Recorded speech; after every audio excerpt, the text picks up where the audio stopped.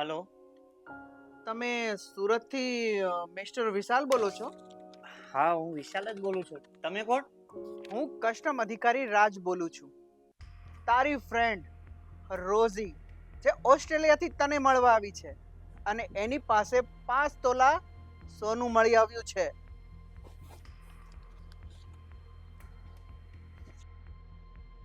હા, હવે શું થશે? થવાનું તો ઘણું બધું થઈ શકે છે. કાનૂની રીતે જોવા જાવ ને તો તું અને રોઝી બંને ફસાઈ શકો છો. હા, જો તું ઈચ્છે ને તો હજી હું આ કેસને રફા દફા કરી શકું છું, કારણ કે હજી મેં ઉપલા અધિકારીઓને આ બાબતે વાત નથી કરી. હા, તો એના માટે મારે શું કરવાનું? તારે મને 1 લાખ રૂપિયા આપવા પડશે, 1 લાખ રૂપિયા? એ પણ 1 કલાકમાં. વિચારવાનો સમય નથી. તારે આ કામ 1 કલાકમાં જ કરવું પડશે, કારણ કે રોજ એરપોર્ટ પર જ મેં એને રોકી છે. જો 1 કલાકમાં તું પૈસા નહીં પહોંચાડે ને તો આ કેસ અમારા હાથમાં નહીં રહે, અમારા ઉપલા અધિકારી પાસે જતો રહેશે. પછી અમારાથી કાંઈ નહીં થાય. પણ સાહેબ, 1 કલાકની અંદર આવડી મોટી રકમ હું ક્યાંથી ભેગી કરીશ? ઠીક છે, હું તને 2 કલાક આપું છું. જો 2 કલાકમાં તું પૈસા લઈને મારી પાસે નથી આવ્યો તો આ કેસ અમારા ઉપલા સાહેબ પાસે જતો રહેશે અને પછી અમારા હાથમાં કાંઈ નહીં રહે. સમજો?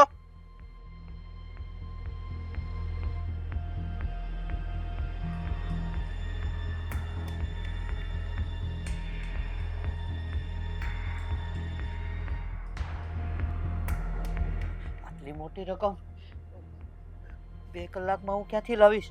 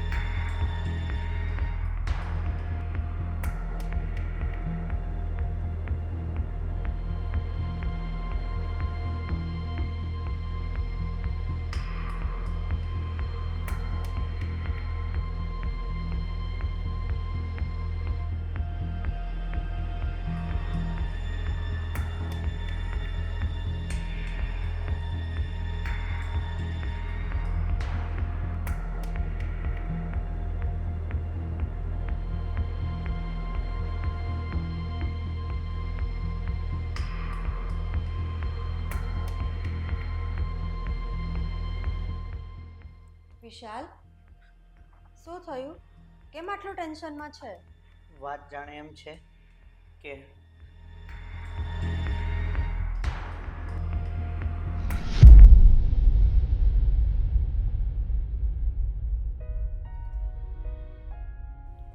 વિશાલ, આ શું આખો દિવસ મોબાઈલમાં ગેમ રમ્યા કરે છે? તને કઈ કામ ધંધો છે કે નહીં? અરે યાર, શું દીદી તમે પણ?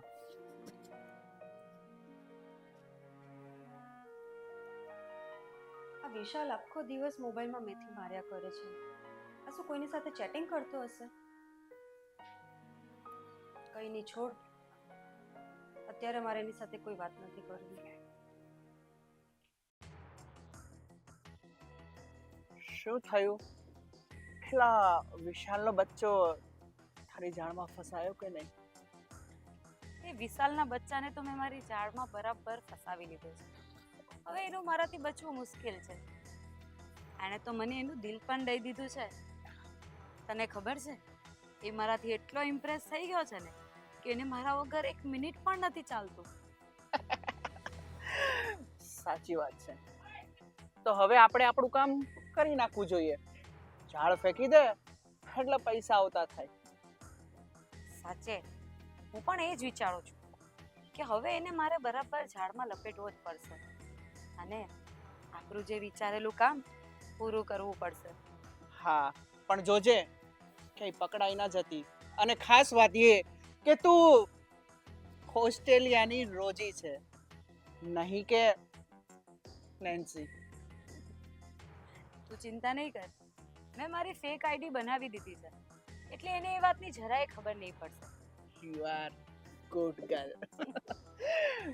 પણ હા, જોજે હો, આપણો બિચાવેલો ઝાડ કંઈક ઊંધો ના પડે, એટલે બાજી આપણી પલટે નહીં, એનું ખાસ ધ્યાન રાખજે. તું ચિંતા નહીં કર, હું છે ને તારી કરતાં વધારે સ્માર્ટ છું, એટલે એવું કાંઈ જ નહીં થાય. Yes baby. વિશાલ, હવે તો તું ગયો.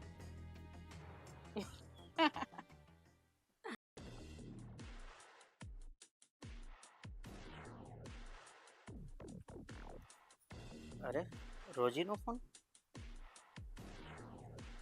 Hello, hi Vishal, how are you? I am fine and you? I am also fine. અચ્છા વિશાલ, મેં તને એક ગુડ ન્યૂઝ આપવા માટે ફોન કર્યો છે. હું છે ને થોડા દિવસ પછી ઇન્ડિયા આવી રહી છું. ઓ માય ગોડ, તું ઇન્ડિયા આવી રહી છે? હા, હું ઇન્ડિયા આવી રહી છું, એ પણ સ્પેશિયલી તને મળવા. મને વિશ્વાસ જ નથી થતો કે હું 1 વર્ષથી જેની સાથે વાત કરું છું એ રોજી આજે મને મળવા આવી રહી છે. વિશાલ, હું તારા માટે એક ગિફ્ટ પણ લઈને આવવાની છું, ગોલ્ડનું બિસ્કિટ. અરે રોજી, આવી મોંઘી ગિફ્ટ લાવવાની શું જરૂર હતી? અરે, હું મારા ફ્રેન્ડને પહેલી વાર મળતી હોઉં તો મારે એને ગિફ્ટ તો આપવી જ પડે ને, એટલે હું તારા માટે 5 તોલાની ગોલ્ડની બિસ્કિટ લાવવાની છું. Thank you Rosy, thank you so much. હું તારી રાહ જોઈશ. તું જલ્દી આવી જા ઇન્ડિયા. તો વેલકમ.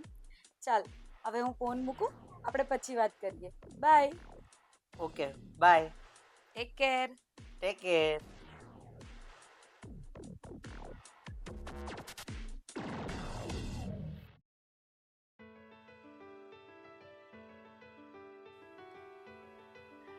રોજી આવે છે મને મળવા માટે.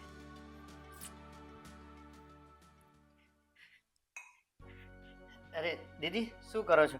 લાવો હું તમને મદદ કરાવું. હે અરે એ છોડ, આટલા મસ્કા સાનો મારે છે ને આટલો ખુશ કેમ છે તું? મારે તમને એક વાત કહેવી છે. હા બોલ. મારી એક ફેસબુક ફ્રેન્ડ છે રોઝી. રોઝી? આમ જો કે ઓસ્ટ્રેલિયાની છે, મને મળવા અહીંયા ઇન્ડિયા આવી રહી છે. ચાલ સારું, રોઝી આવે છે તો હું એને મળી પણ લેવું અને એને જોઈ પણ લેવું. હા ભલે.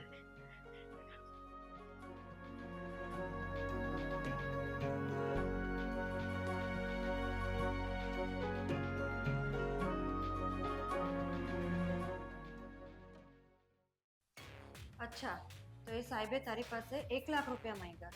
હા, અને એ પણ 2 કલાકની અંદર જ. અને જો 2 કલાકની અંદર મને રૂપિયા નહીં આપું ને તો એ કેસ દાખલ કરી દેશે એવી ધમકી પણ આપી છે. વિશાલ, તને કંઈ નહીં થાય, તું સમજવાની કોશિશ કર. આ લોકો તારી સાથે ફ્રોડ કરી રહ્યા છે. તું એક વાત સમજ, અગર કસ્ટમ વિભાગે રોઝીને પકડી હશે તો એની પર કેસ ઓલરેડી દાખલ થઈ ગયો હશે, અને કસ્ટમ વિભાગવાળા કોઈ દિવસ રિશ્વત ના માંગે. અને બીજી વાત, તું ક્યારે રોઝીને મળ્યો છે કે તે એને જોઈ છે? ના, મેં રોજીને જોઈ નથી, પણ સાહેબનો ફોન આવ્યો હતો કે રોજીને એરપોર્ટ ઉપર રોકી રાખી છે. ખોટું છે આ બધું. મારા ભાઈ, તારી સાથે ગેમ રમાઈ રહી છે. રોઝી નામની કોઈ છોકરી છે જ નહીં. આ લોકો તને ફસાવી રહ્યા છે.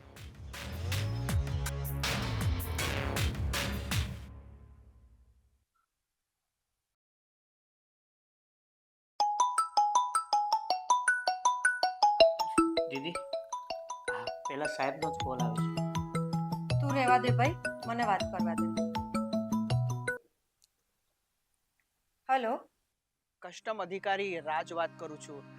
વિશાલ સાથે વાત થઈ શકે? 1 પણ રૂપિયો તને નહીં મળશે, બરાબર? હું તારા જેવાને સારી રીતે ઓળખું છું. તું કોઈ કસ્ટમ અધિકારી નથી, કોઈ ફ્રોડ માણસ છે.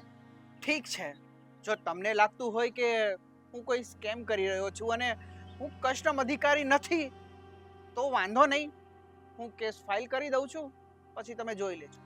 હા, તારે જે કરવું હોય તે કર, પણ હવે પછી વિશાલને ફોન નહીં કરતો, નહીં તો હું તારા પર પોલીસ કેસ ઠોકી દઈશ.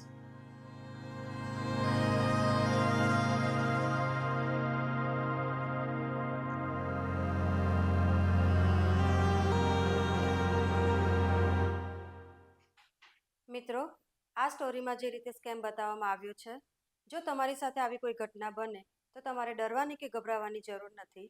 તમે નજીકના પોલીસ સ્ટેશનમાં જઈને એફઆઈઆર કરી શકો છો.